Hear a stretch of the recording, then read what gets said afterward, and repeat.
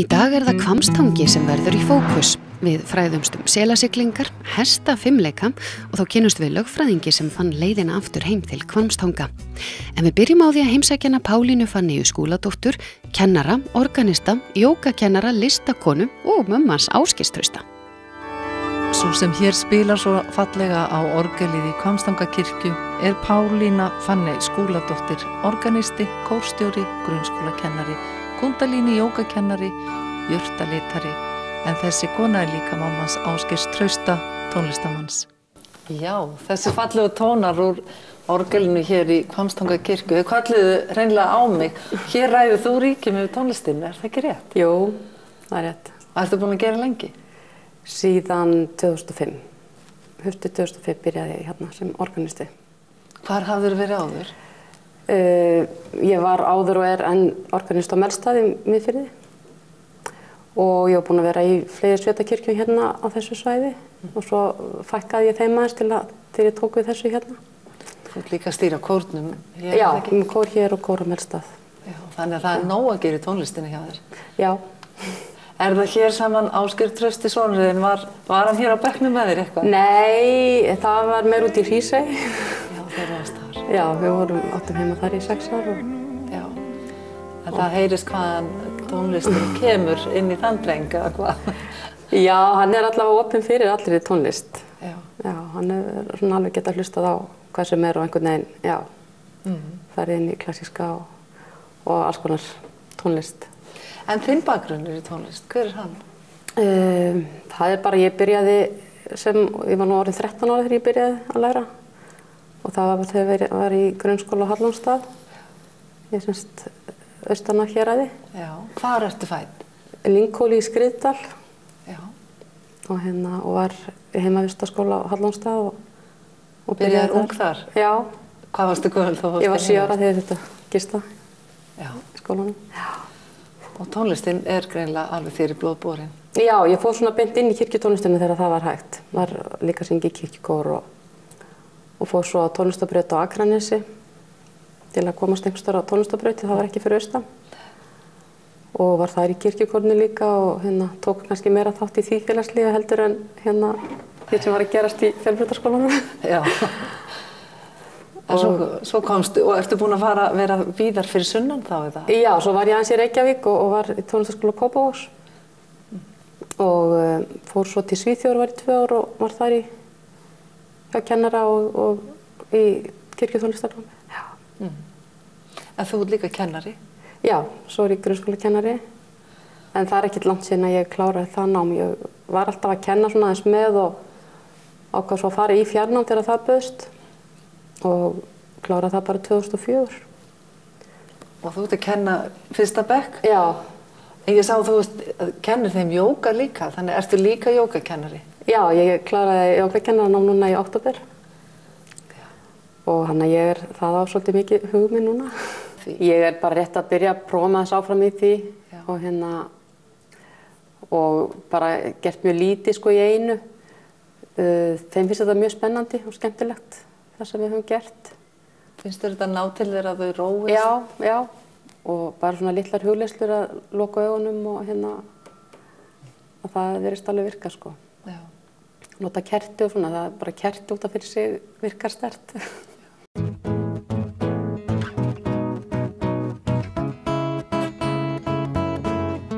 Glitrar nætur dag og gengið far með henni grát. En segðu mér aðeins frá strákniðinum og tónlistaráhuganum hans. Já. Þú ylur hann upp í Hrísey eða þig og svo hér? Já, við erum svolítið á flakki sko. Hann er fæddur þegar við erum í Hrísey, 92. Og svo erum við á Húsavík í 2 ár, þá er hann 5 og 6 ára. Og svo höfum við verið á þessu svæði langlengst sko.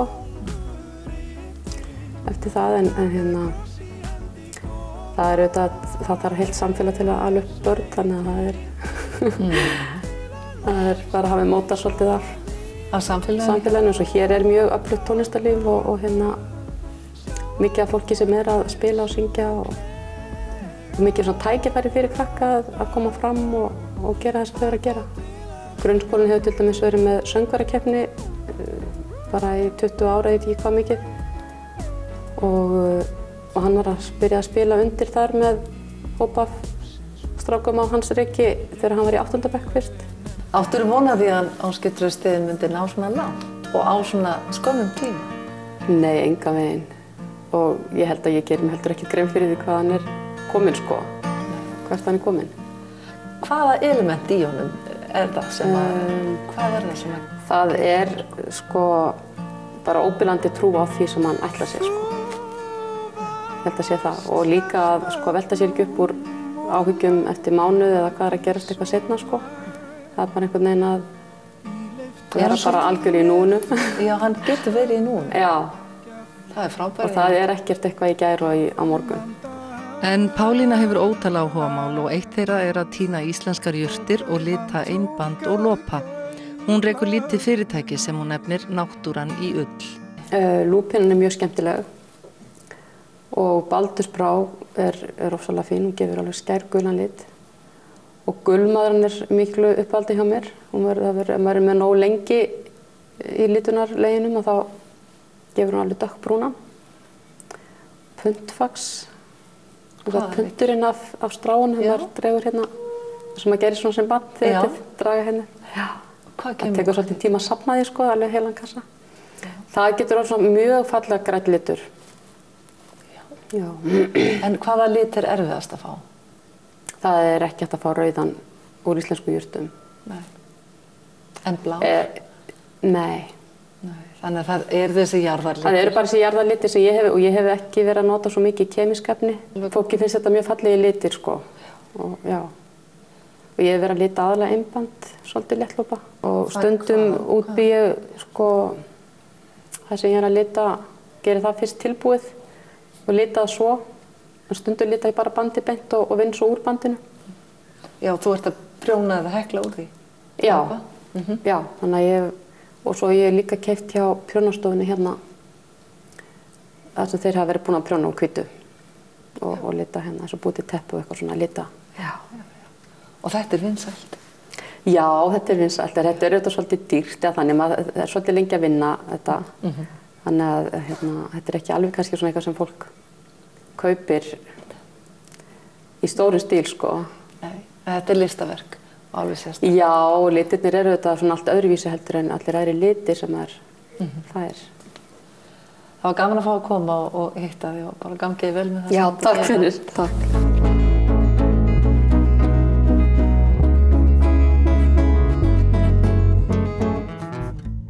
Næst ætlum við að fræðast selasiglingar sem verða sífellt vinsælli. Ég kom hér inn á selasetrið á Hvammstanga en fyrirtækið Selasigling fékk á dögunum hvatningaverðlaun SSNVAF, Samtaka sveitarfélaga á Norðurlandi vestra. Hvaða verðlaun voru þetta?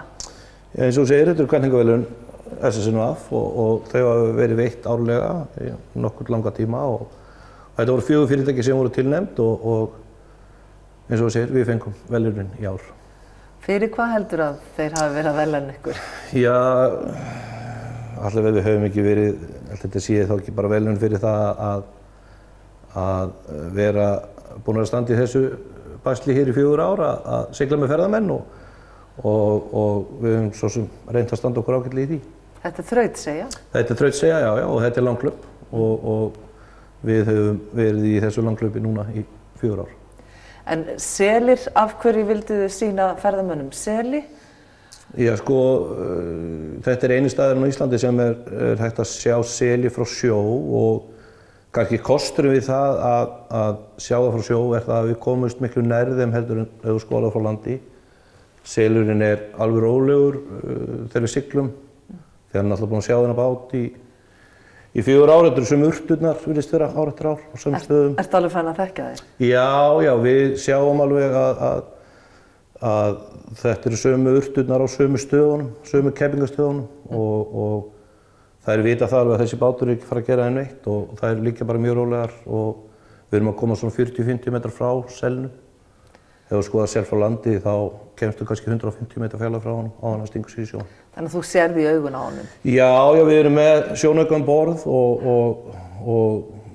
náttúrulega fólk með myndavélar sem er kannski með 300 linsur að taka gríðarlega flotta myndir. Já.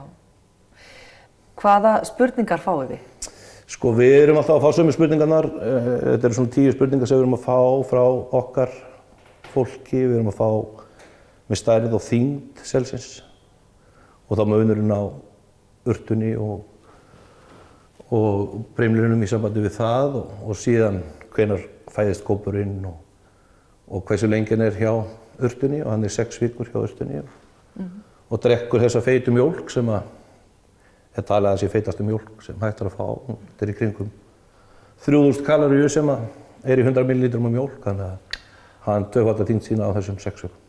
Þekkir einhver sem hefur smakkað þessa mjólk? Nei, ég hef ekki, það er kannski næsta mál að reyna að ná einn urtu og mjólka sér í glas og smaka þetta. Já, þetta allavega kraftmikill safi, svo mikið er víst.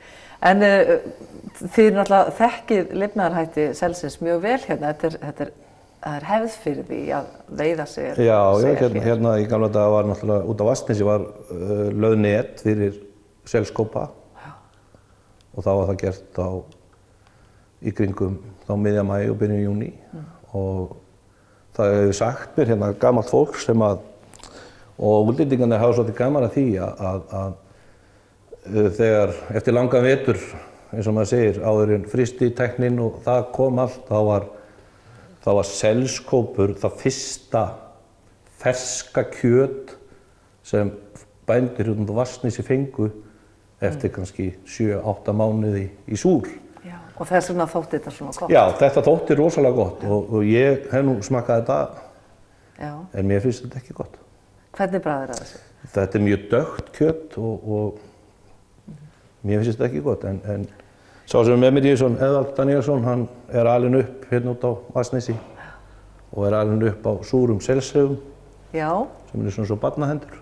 Ekki segja mér Honum finnst alveg rosalega gott. Já, lokar bara augunum. Já, hann er bara alveg upp þetta og súri selsi og þykja alveg herramannsmatur. Já. En hérna, þetta byrjaði smátt hjá ykkur 2010 og hefur greinilega undið upp á sig Já, þetta byrjaði náttúrulega mjög smátt. Við bara byrjuðum hérna að kaupa hana bát og fórum í þær markaðsaðgerðir sem við höfðum vita á þá og það skilaði sér náttúrulega eitthvað þannig sumarið, en síðan höfum við unnið mjög náið með Selasetrinu og í sumar vorum við að fara með 1250 manns og það er kannski gaman að segja frá því að næsta sumar er þegar búið að bóka fyrir í kringum 1400 manns, þannig að við erum búin að selja fyrirfram í næsta sumar fleiri heldur en komið til okkar í allt fyrrasumar. Alltaf glæsilegt. Þannig að við ætlum að setja stefnuna á að fara hérna með 2500 manns næsta sumar, þannig að við lítum bjartir á sumarið sem er að koma. Já, glæsilegt. Segðu mér svona í lokin skiptingin á hérna ferðamönnunum, hvað er þetta mikið hlutfall útlendingar? Hátt hlutfall? Alltaf við séum ekki að sjá svona 95% útlendinga. Já. 5% Íslendingar. Það er nákvæmlega sama og þeir segja okkur á Húsavík. Í Hvalaskólanum á Húsavík, þegar þeir voru að fara með 40.000 manns, þá voru þetta einhverjir örfáir tugir af Íslendingum sem komu. Nákvæmlega sama upplifun hjá okkur. Það var gaman að koma til þín. Gangið vel næsta sumar. Takk.